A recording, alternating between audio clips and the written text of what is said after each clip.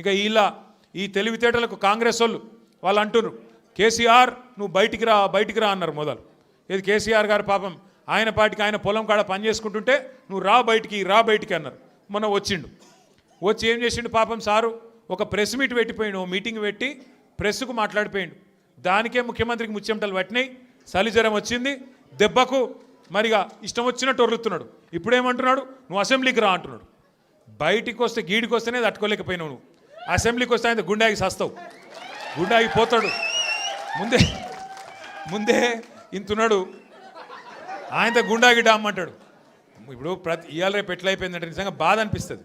నాకు తిట్టాలని లేదు కానీ బాధ అనిపిస్తుంది. ఇప్పుడు మా లీడరు అన్నది పక్కకు పెట్టు, తెలంగాణ తెచ్చిన నాయకుడు అన్నది పక్కకు పెట్టు, 2 సార్లు ప్రజలు గెలిపించిన ముఖ్యమంత్రి అనేది కూడా పక్కకు పెట్టు. మా నాయన కదా, మా నాయన తిడితే కొడుకుకు రేషం రాదా? ఇక్కడ దాకుంది కోపం, ఇక్కడ దాకుంది. దొరికితే ఎడమకాలు చెప్పు తీసుకొట్టాలని ఉంది. కానీ ఏం చేయాలి, ప్రజాస్వామ్యం.